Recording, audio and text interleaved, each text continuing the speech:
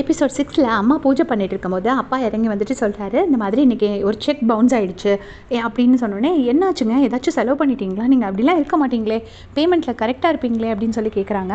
ஆமாம்மா, கொஞ்சம் பிரச்சனை ஆகிடுச்சு, அதனால தான். ஆனால் நீ ஆடிட்டர் மாதிரிலாம் கேள்வி கேட்குற அப்படின்னோடனே அவங்க போயிட்டு நேராக பெட்ரூமில் போய்ட்டு அவங்களோட நகையெல்லாம் எடுத்து கொண்டு வந்து கொடுக்குறாங்க.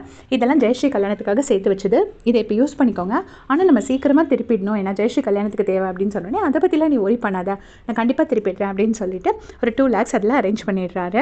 இப்போ சித்தோட வீட்டை காட்டுறாங்க. சித்தோட அப்பா கேட்குறாரு, யாரையாச்சும் லவ் பண்ணுறியாடா அப்படின்னோடனே, இல்லைப்பா ஏன் அப்படின்னு கேட்குறான். உடனே, இல்லை உனக்கு ஒரு பொண்ணு பார்க்க போகிறேன், அதான் உங்ககிட்ட ஃபஸ்ட்டே கன்ஃபார்ம் பண்ணிக்கலான்னு பார்க்குறேன், இன்னும் ஒரு 6 மாதம் தான், அதுக்குள்ளாடி நான் வந்து உனக்கு ஒரு பொண்ணு பார்த்து கல்யாணம் பண்ணி வச்சுடுவேன், அப்போ தான் எனக்கு ரிட்டையர்மெண்ட்டுக்கு இன்னும் 2 years இருக்குது, ஸோ ரிட்டையர்மெண்ட்டுக்கு அப்புறம் எனக்கு போர் அடிக்காமல் இருக்குது, அந்த 2 yearsக்குள்ளே உனக்கு குழந்தை பிறந்துடும், அந்த குழந்தைய நான் பார்த்துக்குவேன் அப்படின்னு சொல்கிறாரு. உடனே அவர் வந்துட்டு சித்து வந்து ரொம்ப ஷாக் ஆகிட்டு, என்னடா பண்ணுறது அப்படின்னு முடிச்சுட்டு அவங்க அம்மா கிட்ட சொல்கிறாரு. அப்போ அவங்க அம்மா சொல்கிறாங்க, இப்போதைக்கு உங்கள் அப்பா கிட்ட லவ் பற்றிலாம் எதுவும் சொல்லாதுடா, அவர் ஏதாவது கெடுத்து விட்டுருவாரு, நீ பேசாமல் உட்காந்து 6 மாதத்துக்குள்ள அந்த பொண்ணை கரெக்ட் பண்ணி உன் வலையில் விழ வைக்கிறதுக்கு வழி பாரு அப்படின்னு சொல்கிறாங்க. உடனே சித்து ஓகேன்னு சொல்கிறாரு. இப்போது சண்முக சுந்தரம் என்ன பண்ணுறாருன்னா, அவரோட செகண்ட் ஒய்ஃப் கிரிஜாக்கு 2 lakhs கொண்டு வந்து கொடுக்குறாரு.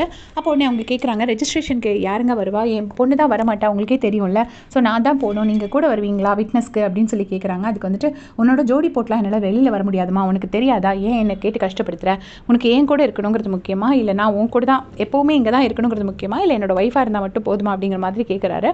உடனே அவங்களும், இல்லை உங்களோட ஒய்ஃபாக இருந்தால் மட்டும் போதும் அப்படின்னு சொல்லி சமாதானப்பட்டுறாங்க. ஸோ ரெஜிஸ்ட்ரேஷனுக்கு நீ வேறு யாராச்சும் கூட்டிகிட்டு போய் என்னால் வர முடியாது அப்படின்னு சொல்லி சமாளிச்சிடுறாரு. இப்போ சித்தோட ஆஃபீஸ்க்கு வராங்க. அங்கே பார்த்தீங்கன்னா அவங்க என்ட்ரு ஆகும்போது கரெக்டாக ஹரிணியும் ஸ்டீஃபனும் நடந்து வந்துட்டுருக்காங்க. உடனே நீங்கள் சித்தோட ரூம் எதுமா அப்படின்னு கேட்டோடனே, நீங்கள் யாருன்னு கேட்குறாங்க. அதுக்கு நான் சித்தோட அம்மா அப்படின்னு சொல்லி அவங்க சொல்கிறாங்க. சொன்னோடனே ஹரிணி வந்துட்டு, இதுதான் அவனோட ரூம் அப்படின்னு சொல்லி ஒரு ரூமை காட்டுறாங்க. அங்கே அந்த கேபினில் சித் வந்து அந்த பொண்ணு கூட பேசிகிட்டு இருக்காரு. உடனே இவங்க கேட்குறாங்க, என்ன மாமே ஏதாவது முக்கியமான மீட்டிங்கில் இருக்கானா, அந்த பொண்ணு கூட இவ்வளோ சீரியஸாக பேசுகிறானே அப்படிங்கும்போது அந்த பொண்ணு ஹரிணி சொல்கிறாங்க, இல்லைங்க அந்த பொண்ணு கூட எப்போவுமே இப்படி தான் கடலை போட்டுட்டு தான் இருப்பான் ஃபுல் டேயும், நான் போய் கூட்டிகிட்டு வரேன் அப்படின்னு சொல்லிட்டு இங்கே வந்து சொல்கிறாங்க. சொன்னோடனே சித் சொல்கிறார், நான் ஒரு முக்கியமான மீட்டிங்கில் இருக்கேன், இப்போ யாராக இருந்தாலும் நான் அவங்களை பார்க்க முடியாதுன்னு சொல்லு அப்படின்னோடனே, அப்படியா அப்போ உங்கள் அம்மா கிட்ட அப்படியே சொல்லிட்டுமா அப்படின்னு கேட்டோடனே, ஐயோ எங்கள் அம்மாவா வந்திருக்காங்க அப்படின்னு சொல்லிட்டு சித் ஓடி வந்து அவங்க அம்மாவை கூப்பிடுறாரு. சித்தோட அம்மாவை பார்த்தோடனே ரோஷினி வந்து அவங்க அம்மா காலில் விழுந்து ஆசீர்வாதம் வாங்குறாங்க. அநேகமாக ரோஷினிக்கு வந்து சித் மேலே ஒரு இன்ட்ரெஸ்ட் இருக்கும் அப்படின்னு நான் நினைக்கிறேன். அப்புறமா 2 பேரும் கிளம்பிடுறாங்க. அப்போ சித்தோட அம்மா வந்துட்டு சித் கிட்ட சொல்கிறாங்க, டே அவளுக்கு உன் மேலே இன்ட்ரெஸ்ட் இருக்குடா, இருந்தாலும் இந்த மாதிரி கடலை போடாமல் ஒழுங்காக கொஞ்சம் வாங்குற காசுக்கு வேலையும் பாரு அப்படின்னு சொல்லிட்டு அந்த இடத்த விட்டு கிளம்பி போகிறாங்க. போகிறப்ப என்ன பண்ணுறாங்கன்னா, ஹரிணி கிட்ட உன்னோட நம்பர் கொடுமா, என் பையன் அந்த பொண்ணுக்கிட்ட அடிக்கடி பேசுகிறானான்னு தெரிஞ்சுக்கிறதுக்கு நான் உன்னை கால் பண்ணி கேட்டுப்பேன் அப்படின்னு சொல்லிட்டு அவங்கக்கிட்ட நம்பரையும் வாங்கிட்டு கிளம்பிடுறாங்க. இப்போ ஜக்கு ஒரு பார்ட்டியில் டிஜே பண்ணிக்கிறாரு. அதே பார்ட்டிக்கு மதுவும் வராங்க. மது வந்தோடனே மதுக்கு பிடிச்ச பாட்டை ஜக்கு ப்ளே பண்ணுறாரு. இதனால மதுக்கு ரொம்ப ஹாப்பியாக இருக்குது. அந்த டைமில் மதுக்கு ஒரு கால் வருது. மது ரொம்ப டென்ஷனாக ஃபோன் பண்ணி யாரையோ திட்டுறாங்க. திட்டினோடனே ஜக்கு அப்படியே பார்த்துட்டு எல்லாம் ஓகே தானா அப்படின்னு கேட்டோடனே மதுவும் ஓகே தான் அப்படிங்கிறாங்க. ஸோ ஜக்குவும் மதுவும் லவ் பண்ண ஆல்ரெடி ஸ்டார்ட் பண்ணிட்டாங்க. இப்போ நைட்டு டின்னர் டேபிளில் அப்பா வந்து நகை சீட்டை கொண்டு வந்து கொடுக்குறாங்க. நகை சீட்டை அவங்க அம்மா வாங்கி வச்சுக்கிறாங்க. அப்போ அவங்க அம்மா சொல்கிறாங்க, நம்ம எல்லாரும் சேர்ந்து குலதெய்வம் கோயிலுக்கு போகலாமா அப்படிங்கும்போது, என்னால் குலதெய்வம் கோயிலுக்குலாம் வர முடியாதுமா, சம்மர் சீசனில் நான் இல்லைனா பிஸ்னஸ் பாதிக்கும், ஸோ நீங்கள் போயிட்டு வாங்க, ஏதாவது பக்கத்தில் உள்ள கோயிலுக்கு போயிட்டு வாங்க அப்படின்னு சொல்கிறாங்க. உடனே அவங்க அம்மாவும் சரி ஓகே, ஜெயஸ்ரீ கல்யாணம் ஃபிக்ஸ் ஆனாலும் நம்ம எல்லாரும் குலதெய்வம் கோயிலுக்கு போகணும் அப்படிங்கிறாங்க. அவரும் ஓகே சொல்லிடுறாரு. இங்கே வந்து தன்னோட பசங்க கிட்டலாம் சொல்கிறாங்க, நம்ம குலதெய்வம் கோயிலுக்கு போகலாமான்னு கேட்டால் அப்பா வந்து பக்கத்தில் உள்ள கோயிலுக்கு போக சொல்கிறாரு. அந்த பக்கத்தில் உள்ள கோயிலுக்கு போயிட்டு வருமா அப்படின்னு கேட்கும்போது ஃபஸ்ட்டு யாரும் ஒத்துக்கல, கடைசியில் ஒத்துக்கிறாங்க.